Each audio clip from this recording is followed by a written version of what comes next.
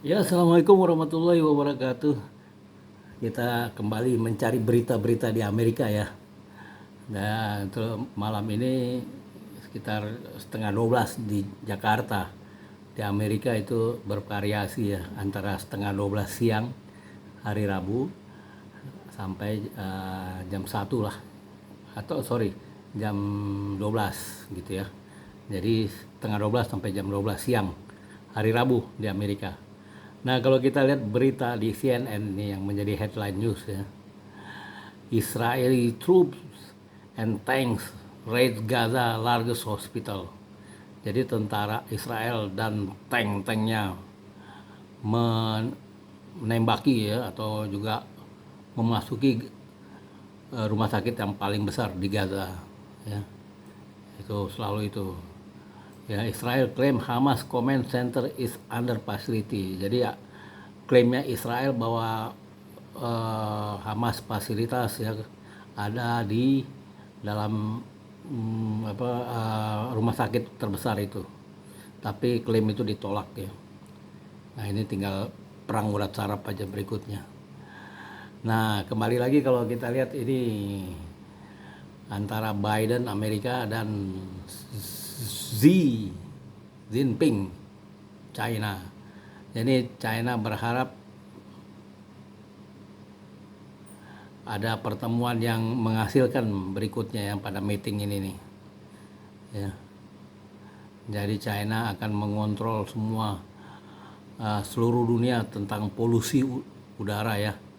Jadi di China sendiri pemakaian batu bara sudah berkurang karena beberapa tenaga beberapa pembangkit listrik tenaga batu bara sudah ditutup oleh pemerintah China. Jadi dia progresif sekali ya. Dan banyak di sana juga udah pakai listrik juga mobilnya, kendaraan umum, bus-bus dan juga pembangkit listriknya juga udah mulai pakai gas ya. Batu bara sudah mulai dikurangi, tapi tetap aja jangka menengah ke depan dalam 10 tahun, 15 tahun ke depan masih tetap memakai batu bara juga. Ini kan bertahap ya. Nah, kembali lagi ke Biden. Biden ini presiden dari Partai Demokrat ya. Dan November tahun 2024, tahun depan, itu akan ada Pilpres di Amerika. Apakah Biden yang sudah tua ini berpengalaman akan terpilih lagi? Belum tahu ya. Karena di Amerika itu pemilihan presiden hanya 4 tahun ya. Dan presiden di Amerika tidak dipilih oleh rakyat secara langsung seperti di Indonesia. Di sana ada dua pemilihan. Pemilihan namanya popular vote, dipilih rakyat langsung tapi tidak menentukan, hanya untuk popularitas saja.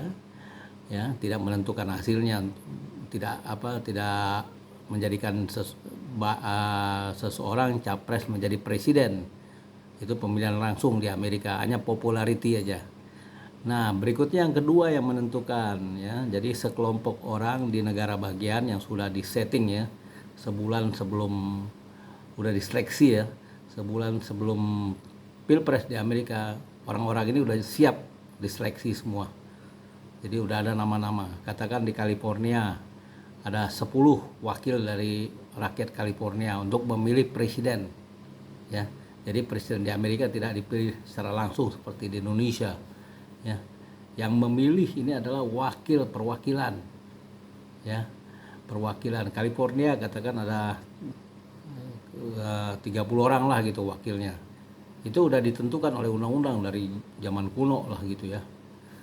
Nah, dari negara bagian lain katakan Massachusetts itu ada 15 orang katakan seperti itu ya, saya juga nggak begitu hafal ya. Jadi orang-orang wakil-wakil dari tiap negara bagian atau di Indonesia dari tiap provinsi ya, itu yang wakilnya ditunjuk, itulah yang akan memilih presiden, para wakil-wakil itu. Jadi rakyat nggak pilih langsung presiden itu. Jadi ada dua pemilihan presiden, pemilihan langsung dan diwakilkan tidak langsung. Yang pemilihan langsung tidak berpengaruh karena hanya popularitas. Presiden yang paling populer di mata rakyat siapa? Nah itu nanti ya. Hasilnya diumumkan yang sama juga, pemilihan yang sama juga. Tanggalnya biasanya tanggal 3 November. Ya. Jadi presiden yang paling populer siapa? Si A katakan gitu ya. Tapi dalam pemilihan untuk menjadi presiden Amerika itu hanya wakil gitu ya. Sekitar ada 550 orang perwakilan dari tiap-tiap negara bagian gitu ya. Nah, itulah dia yang memilih presiden. Mereka itulah daerah perwakilan orang-orang itu yang menentukan presidennya siapa. Nah, dengan sedikitnya orang yang memilih itu kecurangannya sedikit gitu loh. Jadi kecurangan yang boleh digugat kalau lebih dari 0,5%. Jadi kalau katakan 1% kecurangannya di daerah sini nggak mungkin gitu ya, kecuali terjadi sesuatu hal yang di luar perkiraan atau perhitungan. Itu sepanjang sejarah Amerika jarang ada gugat menggugat. Kalau si A lewat polling aja udah bisa diketahui atau quick count aja udah diketahui dia menang, itu kemungkinan dia akan menang gitu. Dan di situ nggak banyak ribut-ribut, kecuali kemarin saat Donald Trump kalah itu ada keributan sedikit ya. Tapi sepanjang sejarahnya, setelah Amerika ini negara yang paling demokrasi, yang menerapkan full demokrasi, liberal. Jadi semua tata cara pemilihan umum maupun juga pemerintahan, menjalankan roda pemerintahan itu paling fair, transparan, dan bisa diakses oleh publik. Data-datanya transparan semua, dan pengamatnya juga pengamat ekonomi ada 5 ribuan sekitar gitu ya. Di setiap universitas ada pengamat ekonomi yang vokal, belum pengamat ekonomi yang di perbankan, pengamat ekonomi yang umum, wartawan ekonomi, waduh pokoknya sekitar 5 ribuan deh. Pengamat politik begitu juga sekitar 5 ribuan juga, baik dari universitas maupun dari media, dan juga ada aktivis, dan ada juga yang namanya itu think tank ya, dari kayak lembaga-lembaga tertentu ya yang sering mengkritik pemerintahan, baik dia dari Partai Demokrat atau dari Partai Republikan begitu.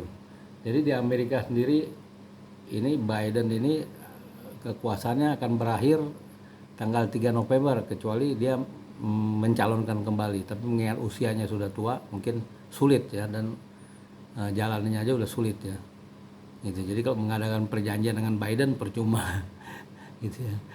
Oke, ini dari breaking news dari CNN. Berikutnya kita lihat The New York Times. Nah, ini masih juga sekitar penyerbuan atau penyerangan rumah sakit terbesar di Gaza oleh pasukan Israel. Nah, ini jadi pengobatannya udah sulit gitu ya. Jadi yang luka-luka, kalau yang udah luka berat agak sulit gitu. Ini mungkin luka ringan ya kalau kita lihat ini. Mungkin tapi dalam keadaan tertentu. Kita lihat di sini apa ini? Ya. Ini di rumah jadi dirawatnya, bukan di rumah sakit lagi ya. Oh, di hospital, di rumah sakit. Tapi bukan di ruangan rawat inap, bukan di ICU, ini di UBIN ya. Nah, beginilah keadaan perang ya.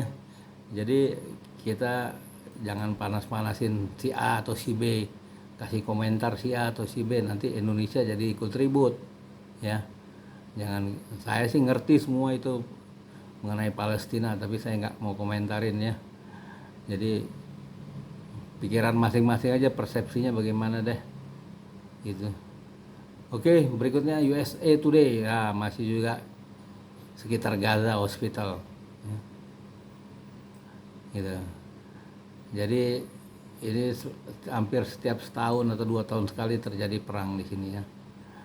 Jadi kita di Indonesia paling-paling bisa ngirim bantuan dan nonton aja ya. Kita nggak bisa ikut-ikutan perang, jauh gitu ya. Biayanya dari mana? Dan di sana ketemu siapa? Nggak tahu posisi ada di mana gitu loh. Jadi susah. Mendingan kita ikut nyumbang aja deh untuk kemanusiaan gitu ya.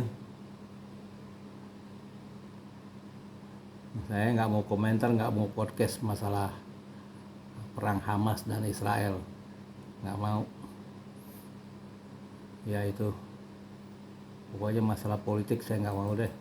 Kalau ekonomi oke, kalau politik nggak mau, baik dalam negeri luar negeri maupun kalau politik Amerika itu untuk dipelajari aja karena dia sejarahnya kan udah lama politiknya. Jadi